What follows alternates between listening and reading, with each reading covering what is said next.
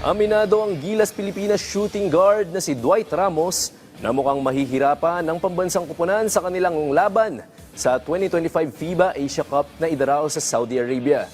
Ang detalye sa ulat ni teammate Jamaica Bayaka.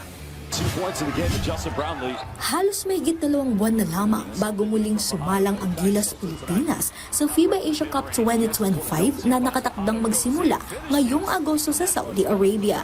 Matatandaan noong nakaraang Pebrero, naging matamlay ang performance ng Pilipinas sa third window ng FIBA Asia Cup qualifiers at umuwi ng walang panalo ang koponan. Kaya para sa 6'4" shooting guard ng Gilas na si Dwight Ramos, mas matinding laban aniya ang kahaharapin ng team patungo sa 2027 FIBA World Cup. I mean, the Asia Cup's going to be tough for sure. You know, we don't have Kai, but we're going to figure it out and see who's available, who can play, and you know, that's our job as the players, just to show up and do our best. So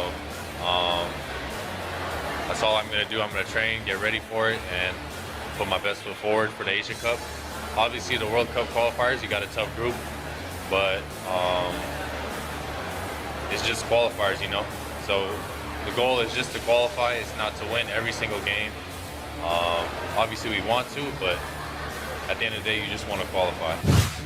16 teams ang magtatapatan para sa Asia and Oceania region, pero 7 lang ang may chance na makapasok sa 2027 FIBA World Cup na gaganapin naman sa Qatar. Isa si Ramos sa mga sasandalan ng koponan, lalo na't hindi makalalaro ang kanyang teammate na si Kai Soto at nagpapagaling pa ito sa kanyang knee injury. Kaya ayon sa Gilas Store, puspusan ang kanyang ginagawang paghahanda at umaasang makababawi ang kanyang team sa kanilang mga matches.